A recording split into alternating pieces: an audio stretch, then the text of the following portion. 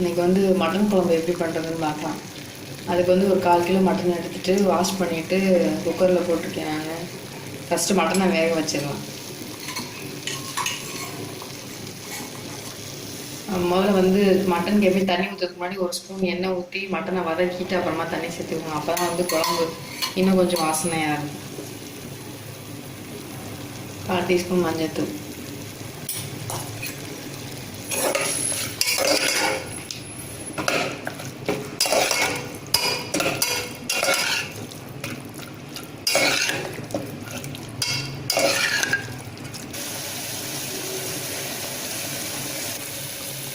மட்டனை வதங்குறது மாதிரி உள்ள அந்த தண்ணி விட்டதுக்கப்புறமா நம்ம இப்போ ஒரு 2 ஸ்பூன் இஞ்சி பூண்டு பேஸ்ட் அடிச்சு வச்சுருக்கேன். இப்போ அதை சேர்த்துறேன்.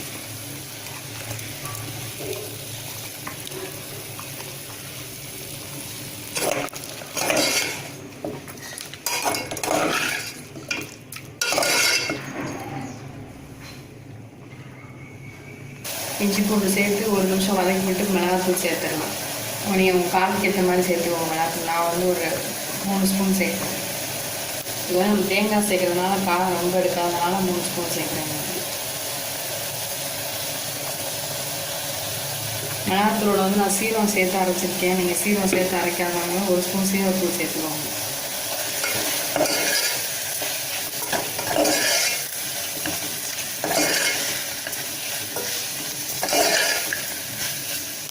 இப்போ நான் ஒரு பெரிய தக்காளி எடுத்து கட் பண்ணியிருக்கேன். இப்போ நம்ம அதையும் சேர்த்துருவோம். நம்ம தாளித்து கொட்டும்போது தக்காளி சேர்க்க மாட்டோம். குக்கர்லேயே தக்காளி சேர்த்து வச்சா நல்லா மசிஞ்சிடும். அதனால் இப்போ தக்காளி சேர்த்துடலாம்.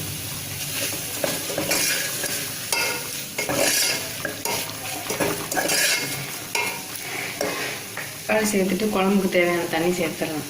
நான் 2 டம்ளர் தண்ணி சேர்க்குறேன். நீங்கள் வந்து உங்களுக்கு ரொம்ப தண்ணியாக வேணுன்னா 2 டம்ளர் சேர்த்துக்கோங்க. இல்லை கம்மியாக போதும் அப்படின்னா கொஞ்சமாக சேர்த்துக்கோங்க.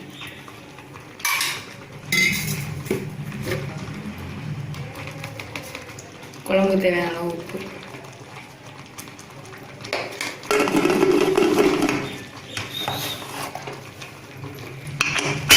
மூடி போட்டுட்டு ஒரு மீடியம் ஹீட்டில் வச்சு ஒரு 4 விசில் விட்டிங்கன்னா மட்டன் வெந்துடும்.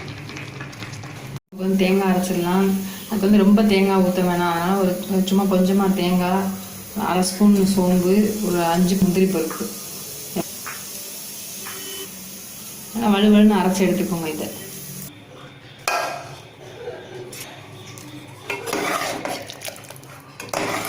மட்டன் இப்போ நல்லா வெந்துருச்சு.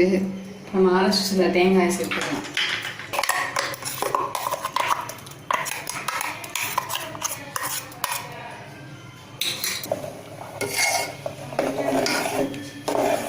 தேங்காய் சேர்த்துட்டு நல்லா குழம்பு ஒரு தடவை மிக்ஸ் பண்ணி விட்டுட்டு 1 ஸ்பூன் கறி மசாலா பொடி எடுத்து வச்சுருக்கேன். இப்போ சேர்த்துடலாம்.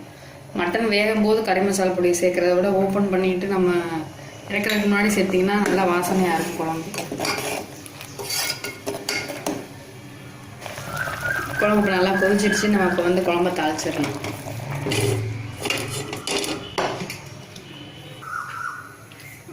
ஒரு வடைச்சட்டி சூடு பண்ணிவிட்டு ஒரு 2 ஸ்பூன் எண்ணெய் ஊற்றிக்கோங்க. எண்ணெய் காஞ்சதும் ஒரு சின்ன பீஸ் பட்டை, ஒரு அன்னாச்சி பூ, கொஞ்சமாக கல்பாசி, 1/4 ஸ்பூன் போல் சோம்பு, 1/2 ஸ்பூன் சீரகம்.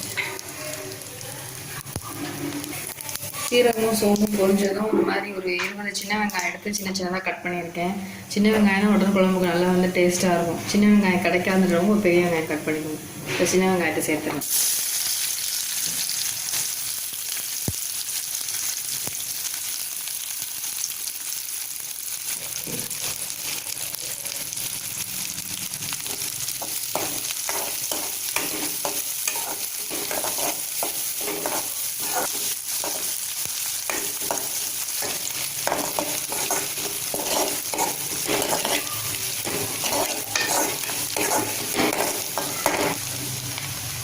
வெங்காயம் நல்லா ஒரு பொன்னிறமாக கலர் மாறவும் நம்ம இப்போ வேக வச்சுருந்த மட்டனை வந்து இதோட சேர்த்துடலாம்.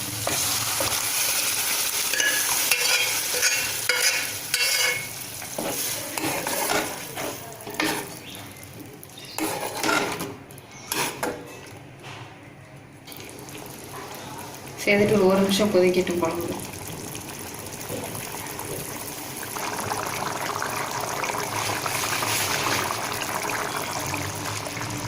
குழம்பு நல்லா கொதிச்சிச்சு, இப்போ அதை இறக்கிடலாம்.